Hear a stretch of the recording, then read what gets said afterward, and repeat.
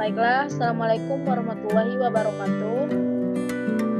Alhamdulillahirabbil alamin wassalatu wassalamu ala asrofil anbiya'i wal mursalin wa ala alihi washabihi ajmain.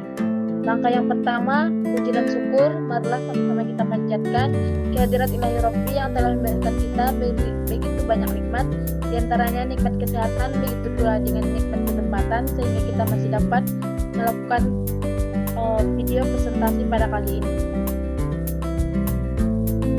Langkah yang kedua yaitu izinkan saya untuk memperkenalkan anggota dari kelompok kami, yaitu yang pertama Melati Rahayu, Diani Nasution, yaitu saya sendiri yang berperan sebagai moderator.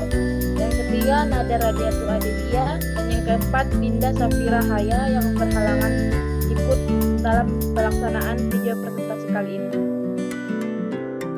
Baiklah, di sini kami akan mempresentasikan materi dengan judul analisis dalam perkembangan aspek bahasa, yaitu perkembangan moral yang akan dijelaskan oleh Melati Rahayu. Kepada Melati, saya persilakan.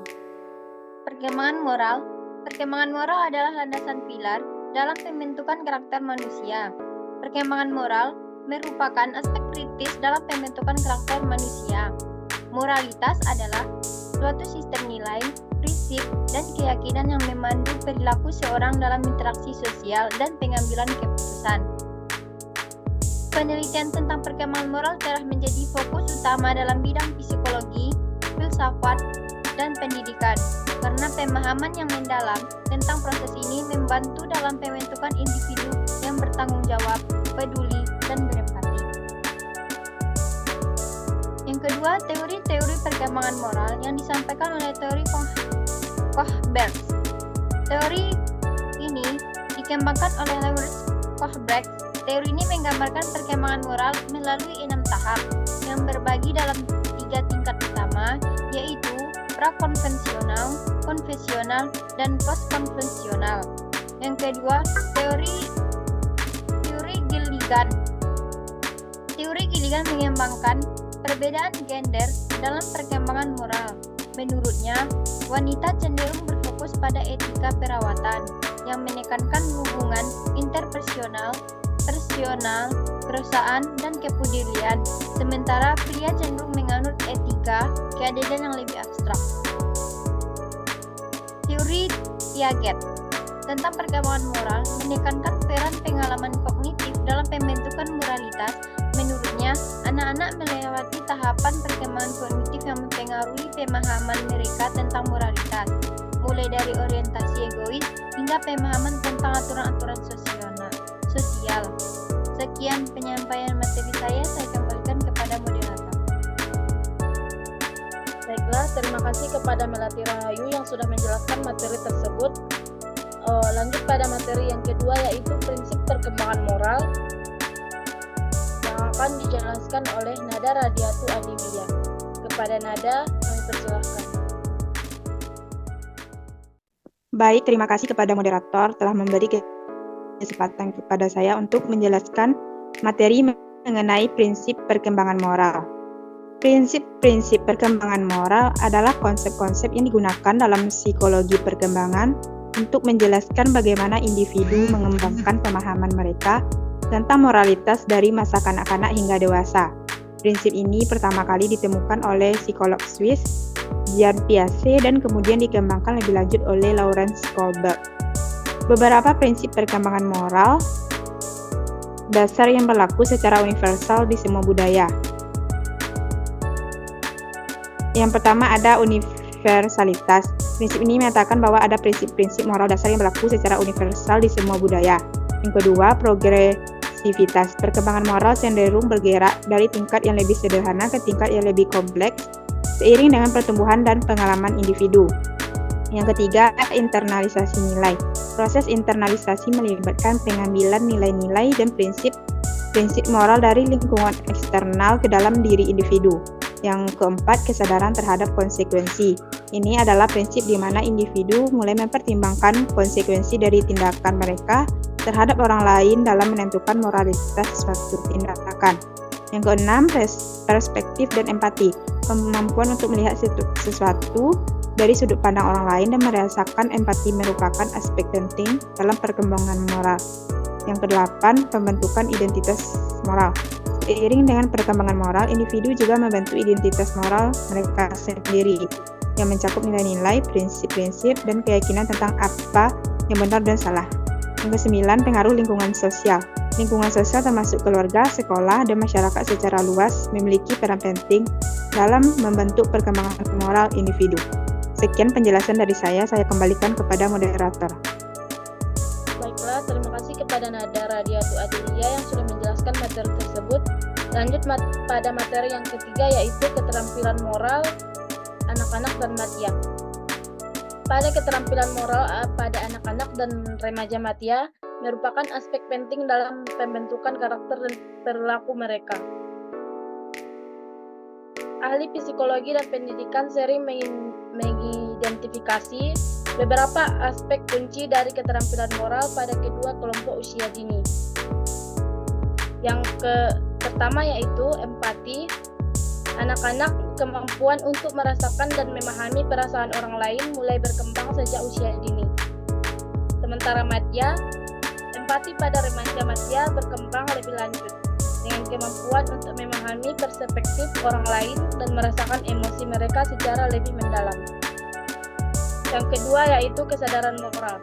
Pada anak-anak, mulai memahami perbedaan antara benar dan salah meskipun pemahaman mereka masih sederhana dan mungkin tergantung pada otoritas orang dewasa.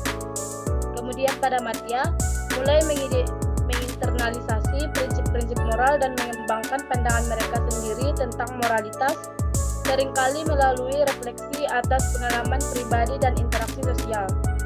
Yang ketiga yaitu penyelesaian konflik. Pada anak-anak yang belajar cara menyelesaikan konflik dengan cara yang tidak merugikan orang lain seperti berbagi dan mengambil giliran. Sementara pada remaja madya mulai menghadapi konflik moral yang lebih kompleks, baik dalam hubungan pribadi maupun dalam konteks sosial yang lebih luas. Kemudian yang keempat, kemandirian moral. Pada anak-anak masih membutuhkan bimbingan orang dewasa untuk membuat keputusan moral. Sementara pada remaja madya mulai mengembangkan kemandirian moral di mana mereka dapat membuat keputusan yang berdasarkan pada pertimbangan etis mereka sendiri. Yang terakhir yaitu tanggung jawab.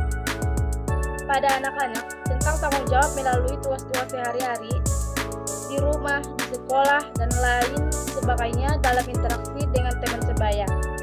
Kemudian pada remaja madya mulai memahami tanggung jawab mereka terhadap diri sendiri, keluarga, dan masyarakat secara lebih mendalam. Lanjut pada materi yang keempat, yaitu faktor yang mempengaruhi perkembangan moral. Faktor yang mempengaruhi perkembangan moral sangatlah kompleks dan melibatkan interaksi antara berbagai aspek psikologis, sosial, budaya, dan lingkungan. Ada beberapa faktor yang dapat mempengaruhi perkembangan moral seseorang, seperti yang pertama, pendidikan dan keluarga. Dari keluarga dan lingkungan tempat seseorang dibesarkan memainkan peran penting dalam membentuk moralitas. Dan yang kedua, agama dan kepercayaan. Agama dan kepercayaan seringkali menjadi landasan bagi moralitas seseorang. Ajaran agama dan nilai-nilai moral yang diajarkan oleh agama dapat mempengaruhi cara individu memahami dan berperilaku dalam situasi moral. Yang ketiga yaitu budaya dan nilai sosial.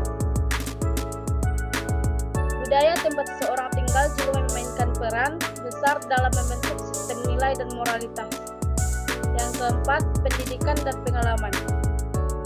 Pendidikan formal dan informal serta berbagai pengalaman hidup turut berperan dalam perkembangan moral seseorang. Yang kelima yaitu genetika dan faktor biologis. Beberapa penelitian mengajukan bahwa faktor genetik juga dapat memainkan peran dalam perkembangan moral.